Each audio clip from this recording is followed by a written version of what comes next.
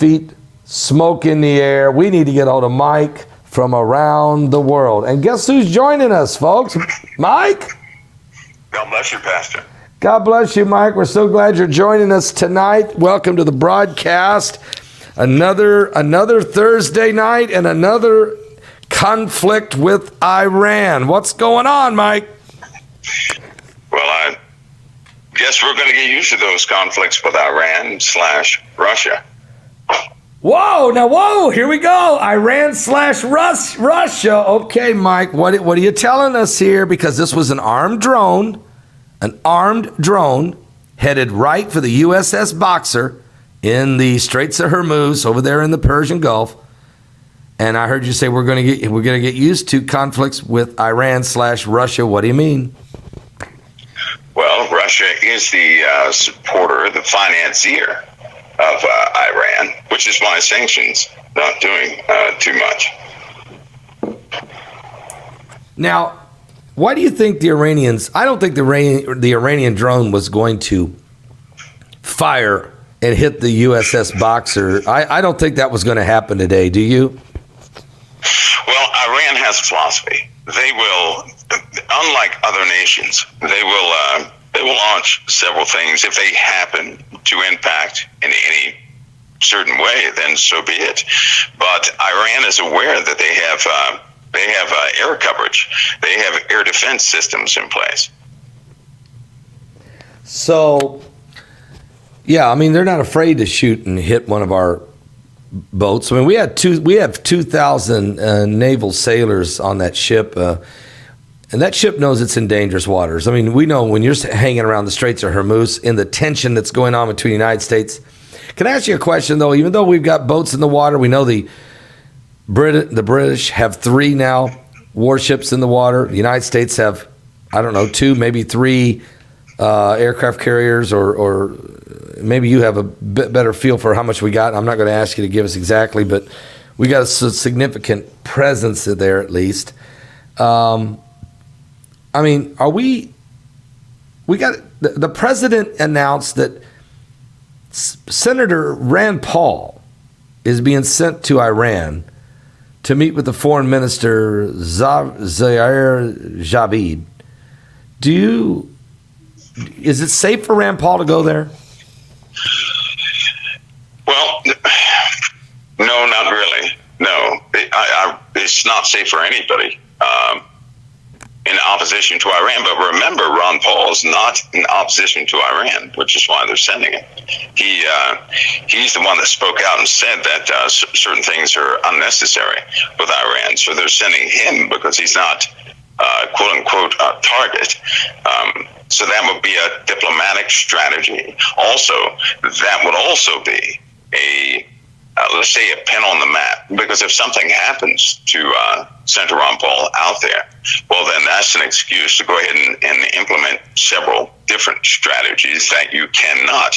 The public right now does not want anything offensive against Iran. That's unpopular. Believe it or not, politics is playing its role right now. If something were to happen with Senator Ron Paul over there, that would change that strategy. That political, holding back from doing anything would no longer be on the table, and that would change the entire paradigm. But remember, when dealing with Iran, you're also dealing with Russia. Russia will have its envoy there also. They always do. They have a presence in Iran, a continuous presence. And so it's not like he's walking into a country that's just all of it's hostile. There will be people there in support of some type of peace, or let's just say non-aggressive tactics. So yeah, that's a strategy, that move to send Ron Paul there strategy. Now, if that will that be carried out all the way? That's unknown. Anything could interrupt the progress of that small visit.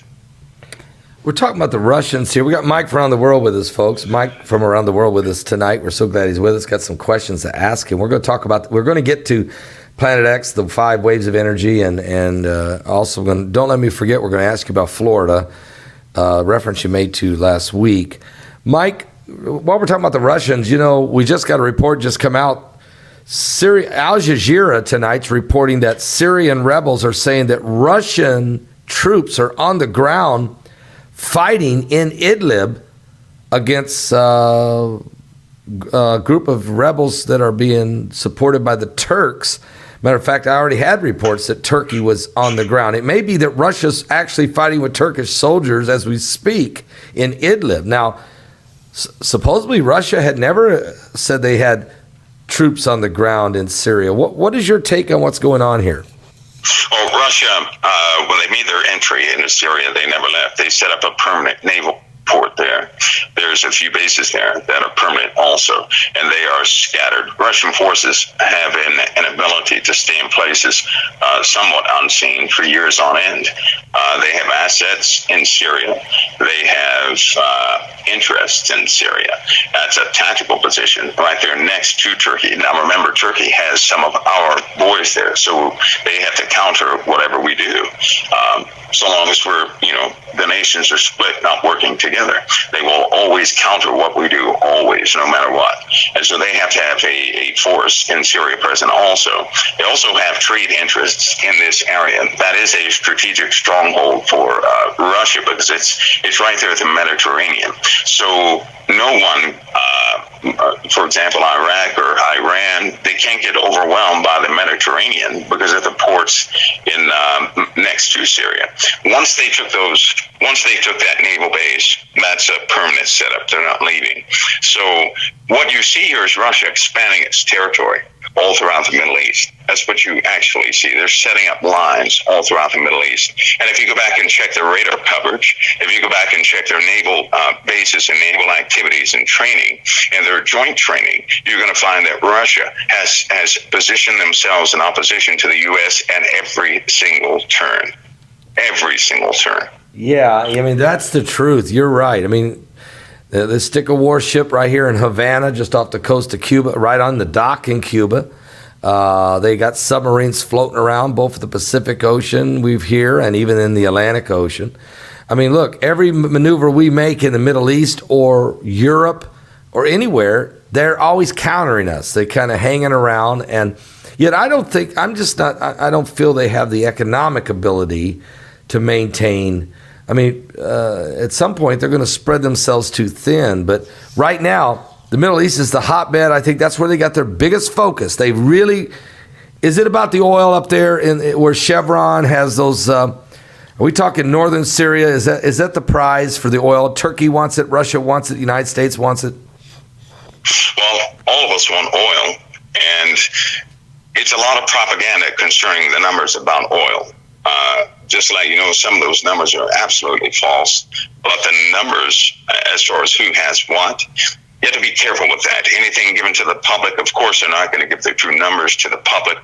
That is strategic. That is the backbone of strategy, right? Because that keeps, without oil, we don't have the technology in place right now to continue without oil, without petroleum and things of that nature. So that being the backbone of manufacturing and operation period, of course, they're going to have a strategic interest in protecting oil and also future tactical planning concerning the oil, and they're always going to fight over the oil so long as technology is based on it, right?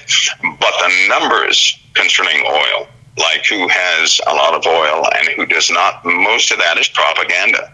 A lot of that is propaganda. And if you have to think about it, if the public knows something, it's no longer secret.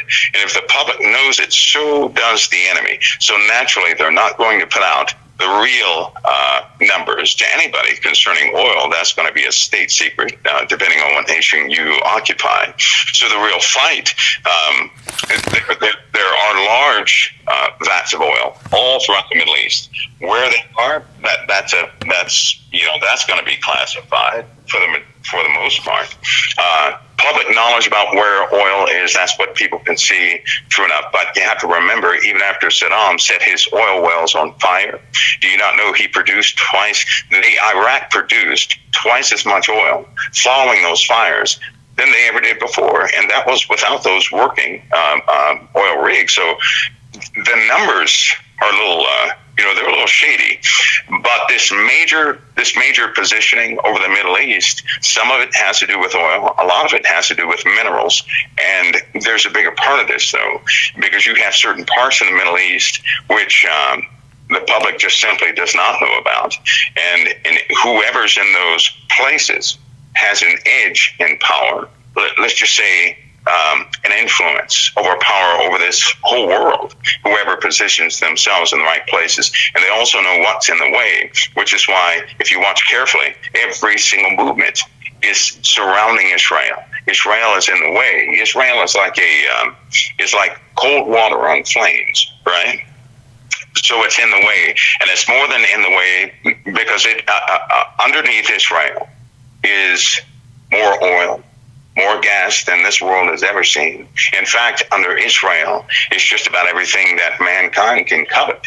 And that's slowly being discovered, slowly being released. And everybody knows this. It's not a topic they're going to talk about, right? But they want what's underneath Israel also. Of course, we know they might tap into it over time, but they won't get it all.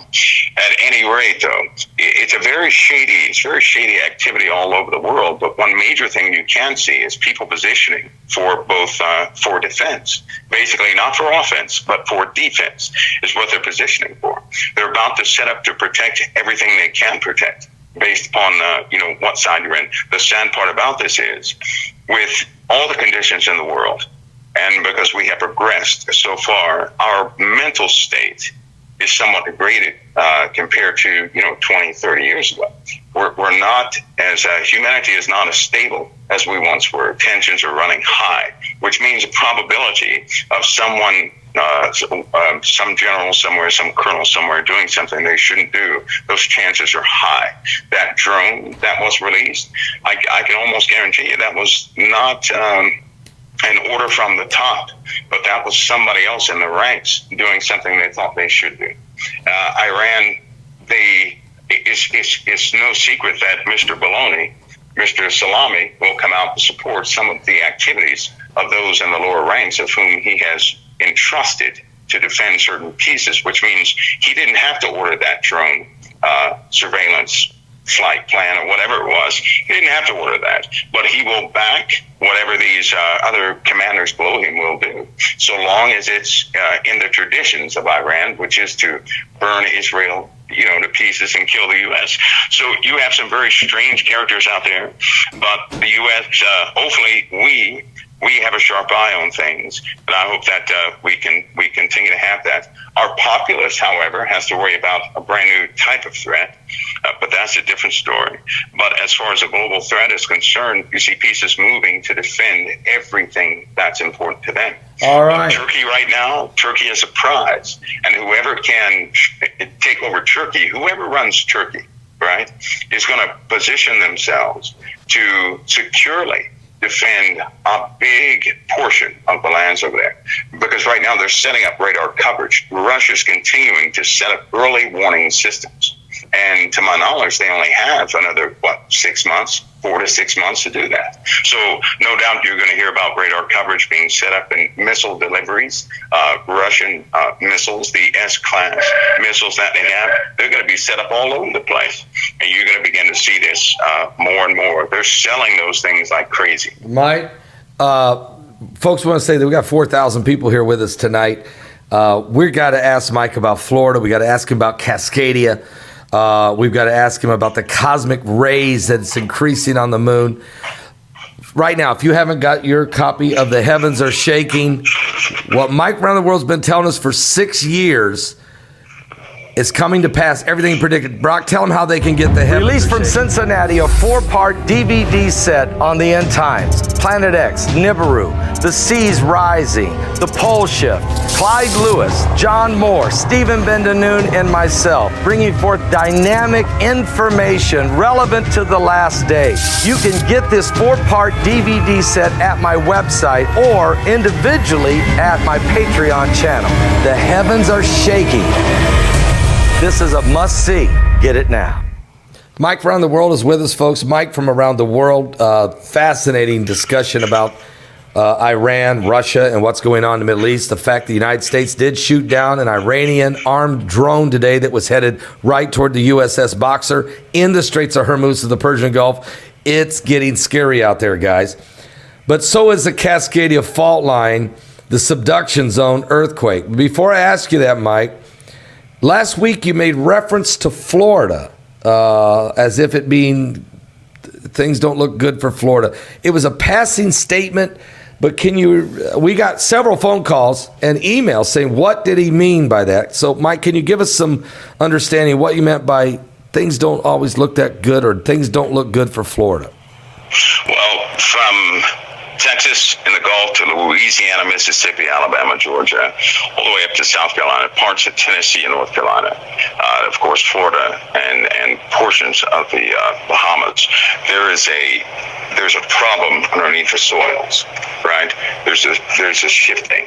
Now, this is very difficult to explain because it sounds normal if I were to just come out and say it. So I'll say this: the ground from the Gulf all the way to Florida.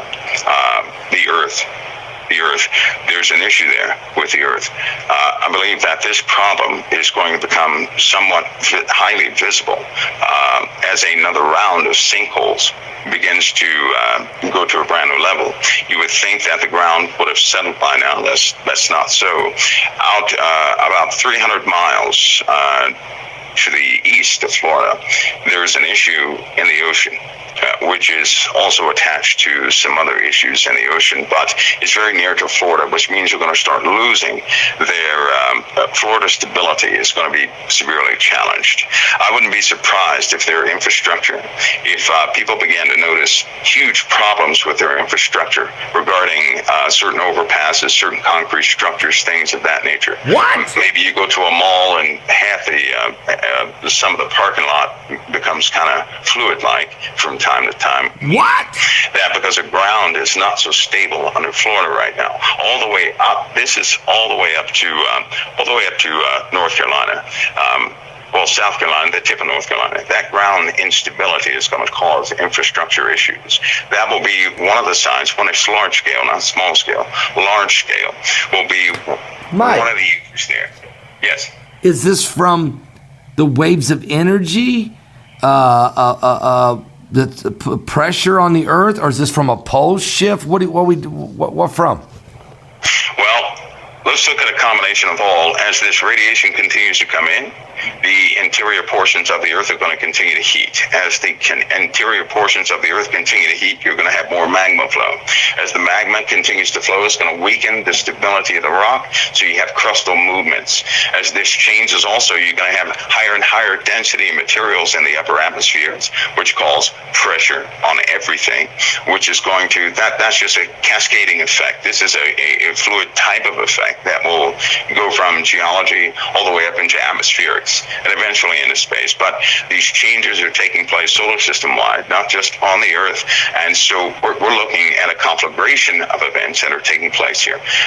As the magma continues to move, you're going to have more and more reports of more dormant volcanoes and rock that has not moved.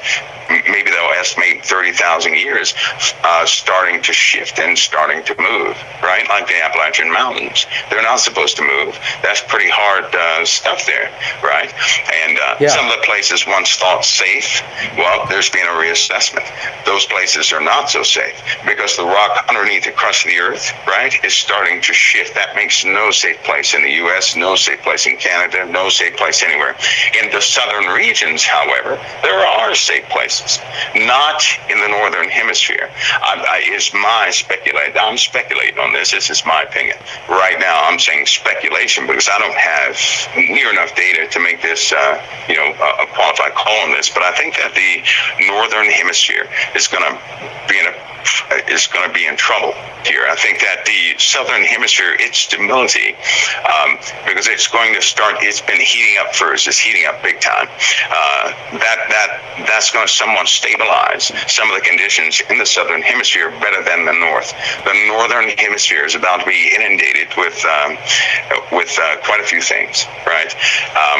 And then you have the equator. That's going to also begin to shift. So what the southern and northern hemisphere is right now probably will not be that way in the years to come. We're looking at a rotational shifting of things, right? Not to mention some of the new reports which stated that the North Pole was probably in the vicinity of Oregon, I believe it was. So imagine that being the North Pole, right?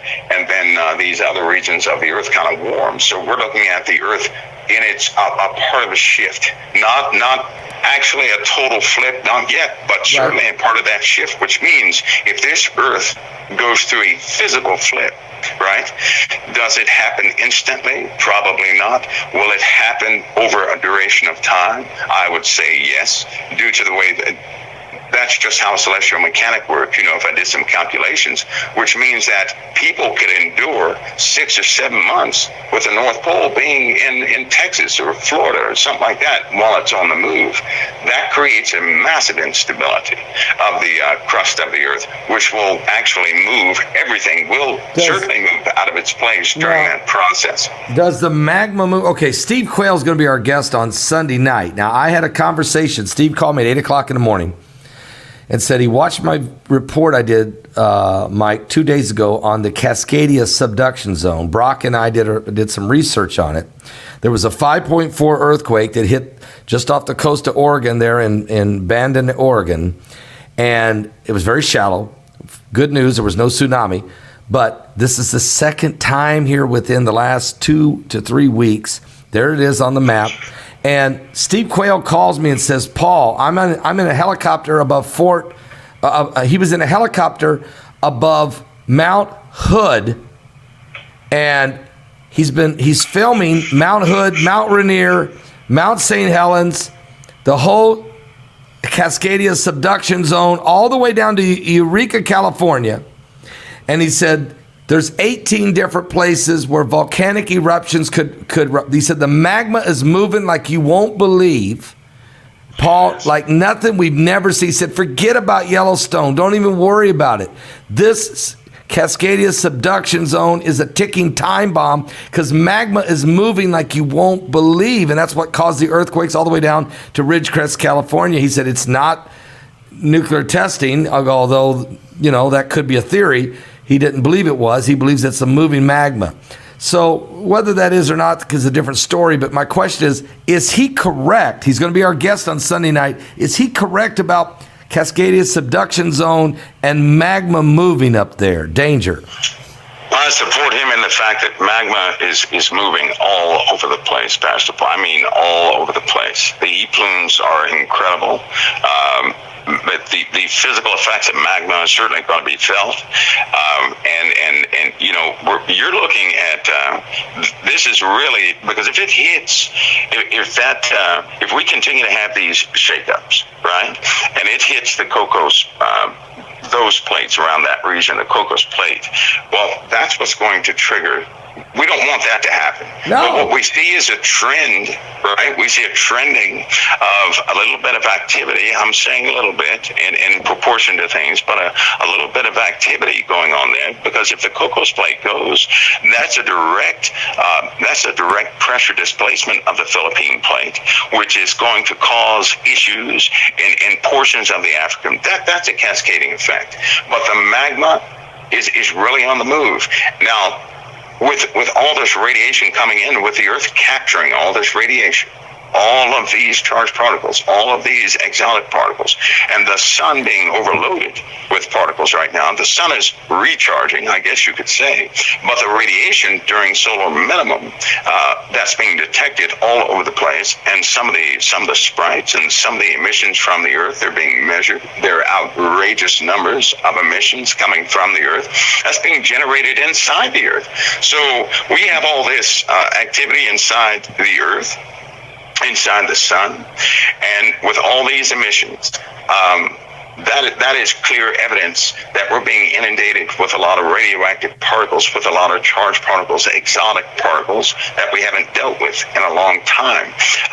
As they continue to come in and the Earth continues to absorb them, it's going to overcharge like a lithium battery, which has a runaway period. The only relief from all that heat is volcanic activity, magma being on the move. More and more, that magma is heating up, and as it heats up, because it's already at the melting temperature, it's going to expand, right?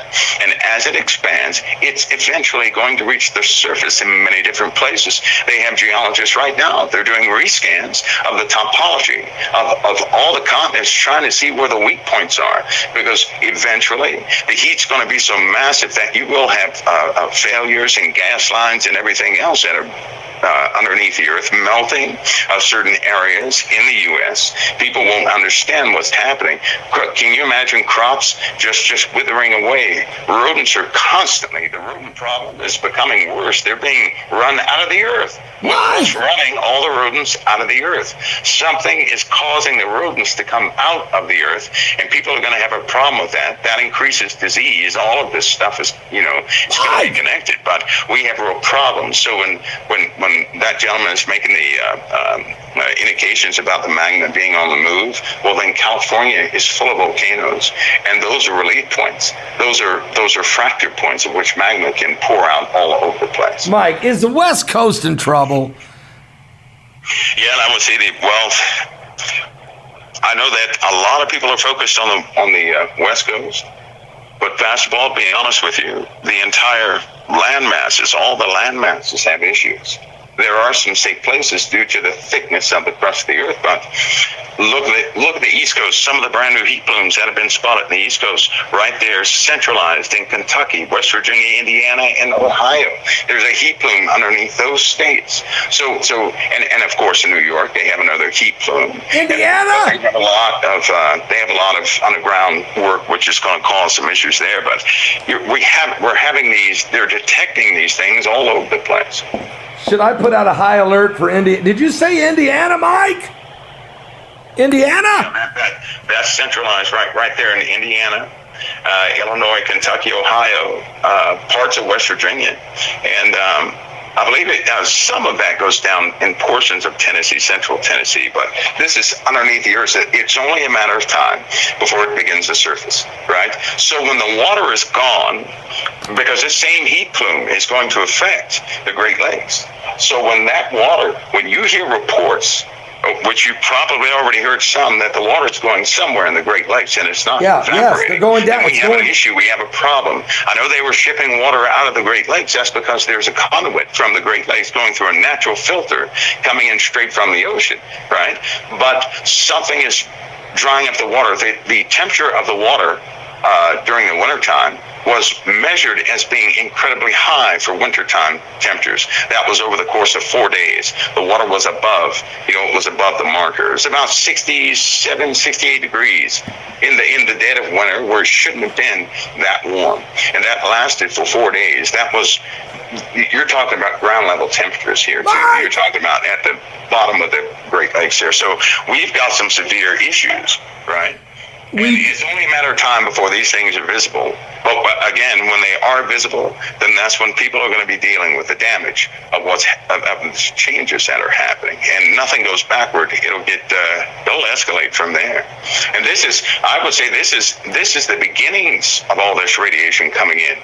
It'll be, estimations put it at about 500 times worse in the coming years than what it is right now.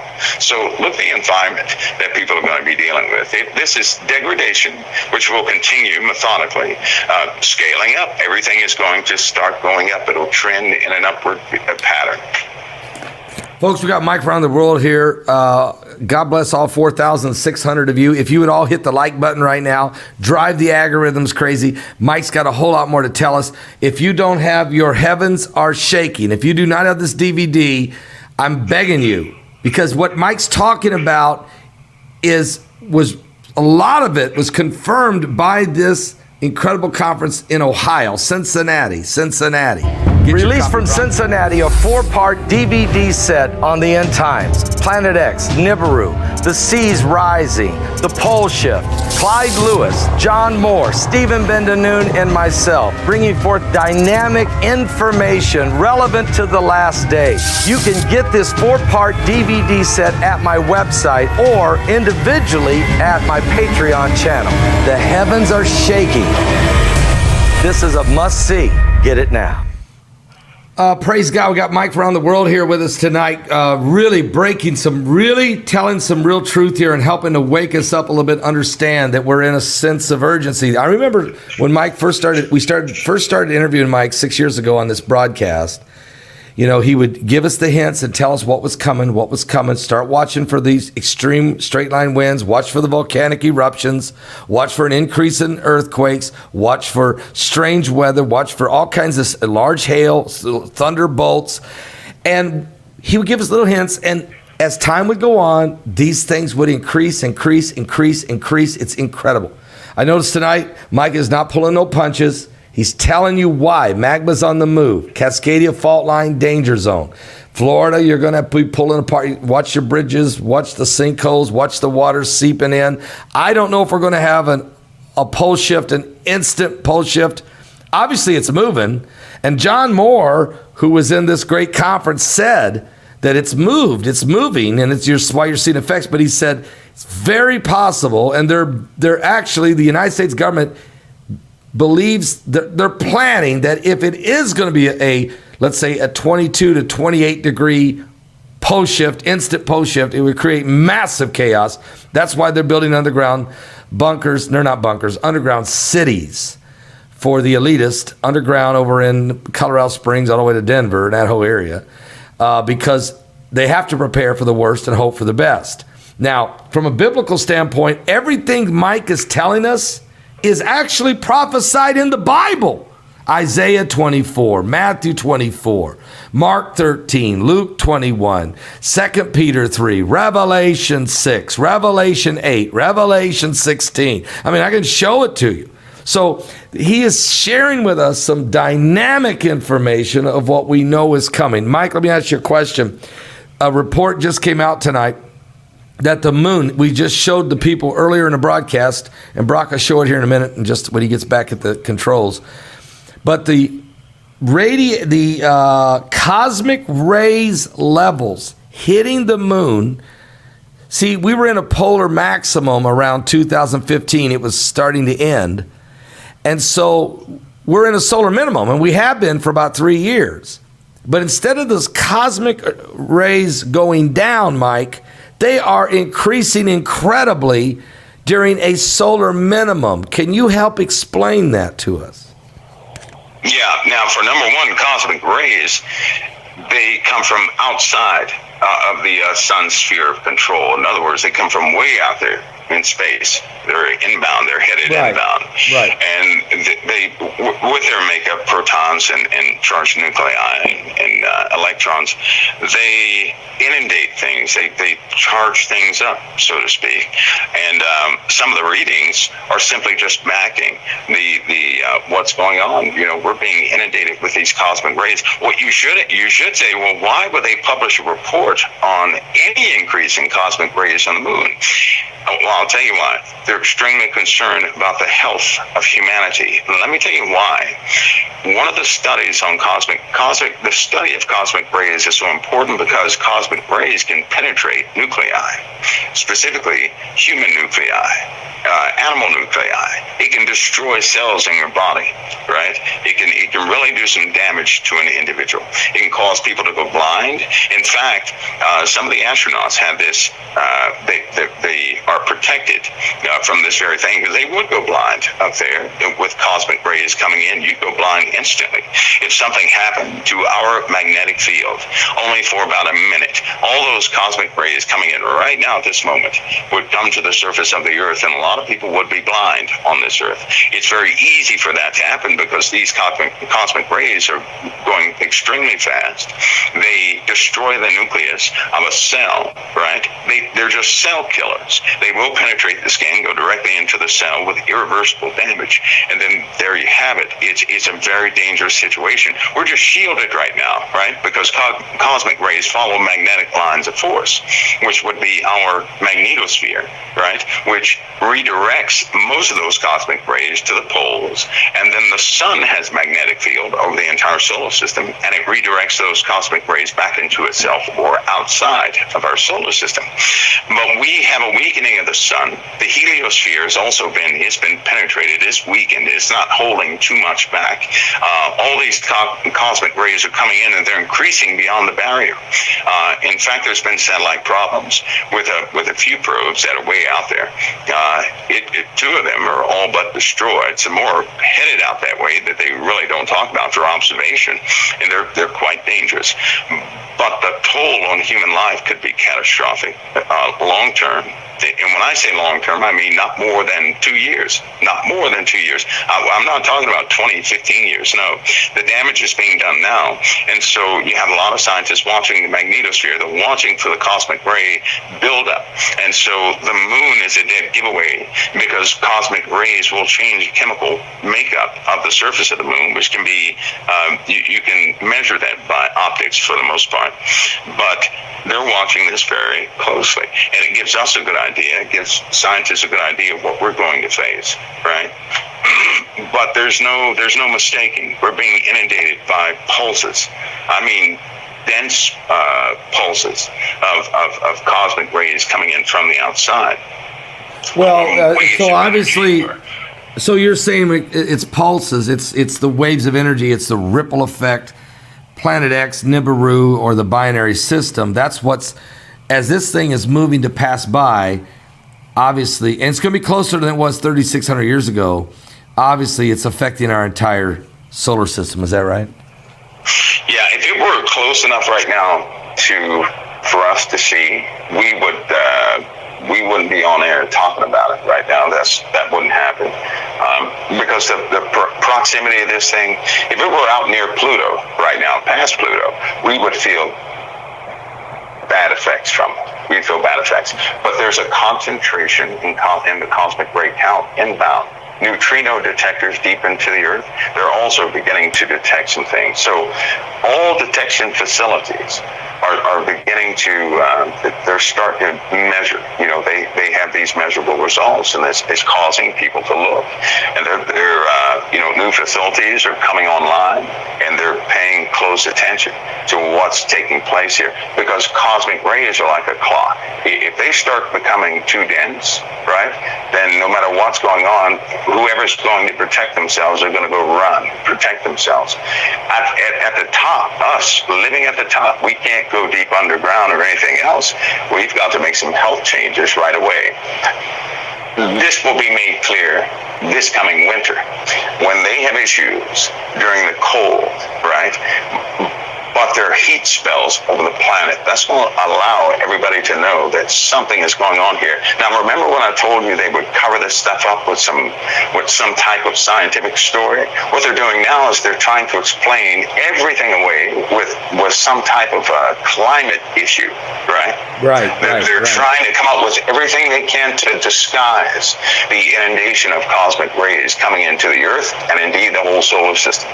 But I hope people don't fall for that, because they have to make changes, right, to their real changes, to their diets and everything else, because it's very difficult once you're cut off. If soda stops being produced, or you can get a hold of it, that plays that's bad on your mental state at that time. Not to mention we do have magma on the move, but the cosmic rays, I would say, is the number one source. It is the trigger for all of these events that we see on the Earth thus far. I believe that the Lord controls all of this, yes, but He put this stuff in motion. Didn't He say in the book of Jeremiah, the destroyer is on his way? He did. In Jeremiah, so whatever that means for anybody out there, you can call it what you will, but I know one thing, that there's a concentration of energy pulsing into our solar system, and now they're about to target it as coming from whatever direction it's coming from, right? So that means coordinates from where this pulse is coming from is pretty wide, and there's a lot of debris on the way. Remember I told you about that 3 million mile wide cluster debris that's headed here? Yeah. Well, it's still headed here. It's still coming. And they're trying to narrow that down too, because that's an actual meteor storm, not some passive meteor shower, but we're talking about something that we can't escape, right? Something like a curtain that will come through our entire, or that we have to pass through. I'll put it that way. Mike, let's put it this way. I'm holding in my hand the little green file the NASA scientists released, of course, to Stephen Ben-Noon, who passed it on to us. We talked about this during the Cincinnati conference. We're going to talk a lot more about it in the upcoming conference that we're going to be hosting in St. Louis. Mike, let me just say, your information is so vital. It's so confirmation to the Bible. You just said it, the destroyer's coming. The book of Job talks about wormwood and judgment, loosing the bands of Orion. I mean, look, it's coming, Mike. Let me ask you a question, Mike. The little green file I'm holding in my hand. Look, do they know, Mike? Do they know? And let me say this, because people take pictures of stuff and put it on the internet and say, I think I saw Planet X. We think we saw Planet X. Let me ask you a question, Mike. Has NASA, can you confirm that NASA has visualization of Planet X or Nibiru? No, I cannot. But so let me tell you this, though. If I were a person in charge, right? I'm going to just show you how they work so you understand how things work here.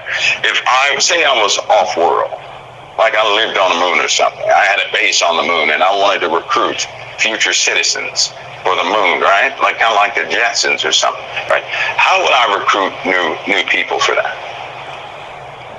Well, I tell people this world's going to blow up and the only hope for humanity is to get off the planet. Well, no, not actually. Let me tell you how. I wouldn't tell them anything. I would let them live out the natural course of their lives. I would not interfere or anything else. All I would do is watch them. Because when you're watching people, without telling them anything, let them go about the course of their day, they're giving you a real example of who they really are. In recruitment, you need to know who is who, right? So if a problem were to ever come, right, how would they know who to pick from civilization to best suit their needs? Would they warn them? Of course not. They would have to watch them under the natural course of their life, which means they could know something is coming, right? They can know that maybe there's a casualty rate of 70%. They would never tell the populace that. The only time they would ever say something to the populace is if the populace can see it themselves. And so the next step in recruitment would be to stop those who could see it early, right? To discourage them, to do whatever you could do so no one could ever spill the beans too early, to give too far of a warning, because that would break down society too early, right? More and more people would begin to catch on. People would have support of the subject, and it would be a runaway type cycle. So now it's not in their minds. It is best to let things go their natural course. And if the people can ever see it for themselves, then fine. But if they can't, there's no reason to tell them before they can see it themselves.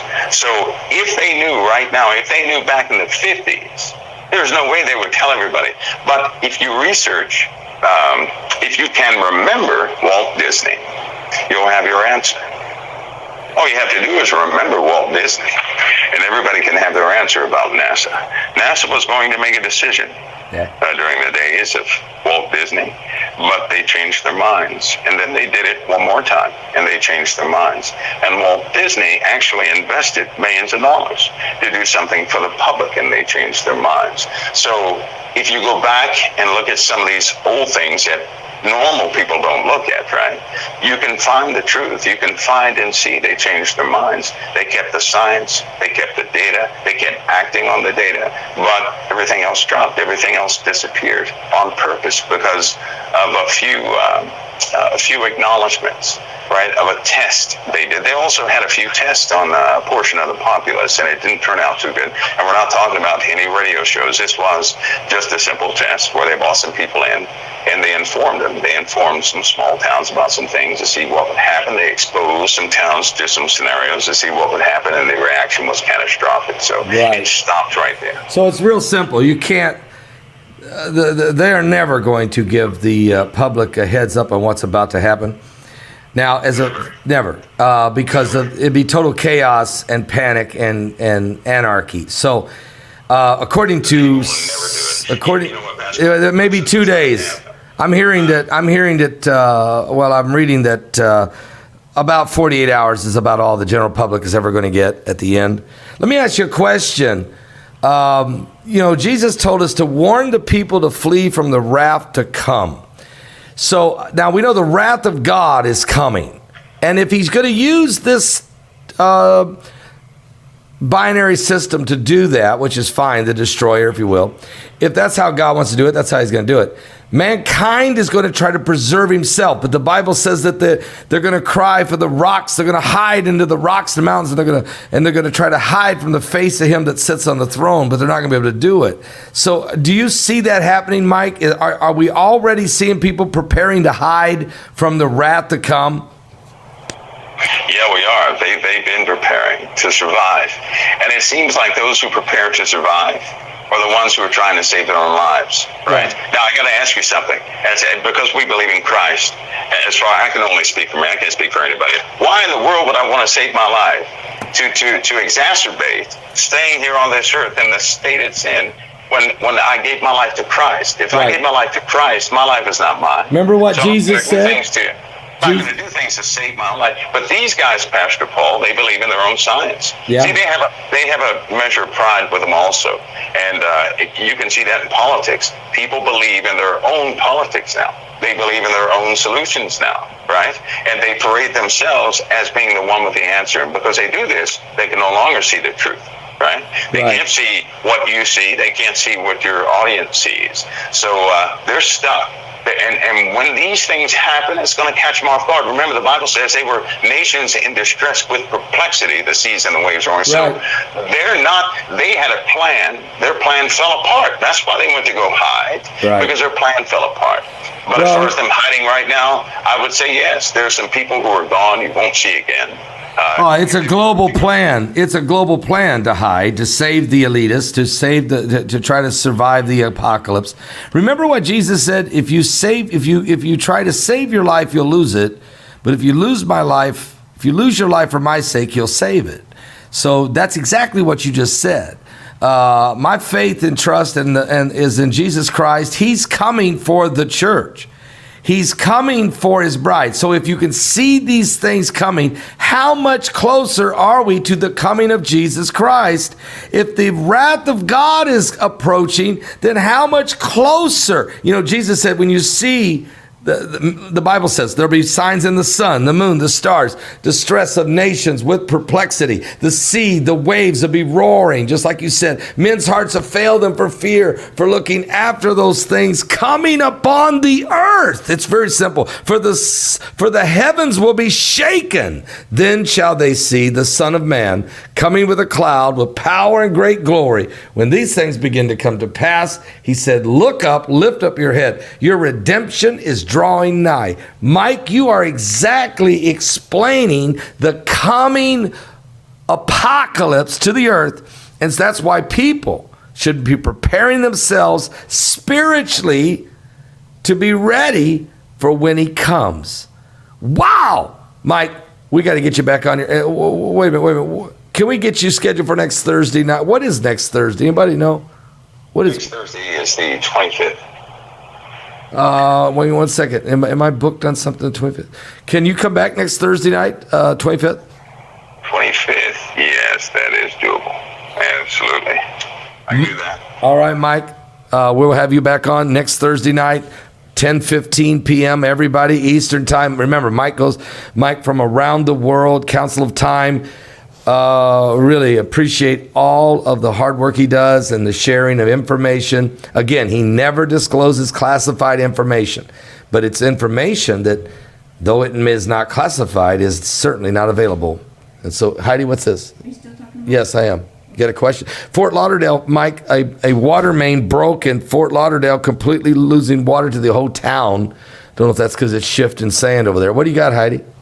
25th, you're going to be starting at Summer Fire. Oh, I can't. Am I? Yeah. I can't do 25th, Mike. I'm in Summer Fire. So what's the next Thursday, Heidi? The next Thursday should be okay. August something. What is it, Mike? August. Next Thursday is the one after 25th is first. It's the 1st of August. Is it August 1st? Yeah, that's fine. Okay. Can we do August 1st then? Yeah, we can shoot for that. Okay. Get that down here. Okay, he's writing it down. Okay, folks, Mike will be back in 2 weeks from tonight, August 1st, if we're still here. Mike, thank you for coming on and being with us tonight. God bless you, Pastor. God bless. Thank you.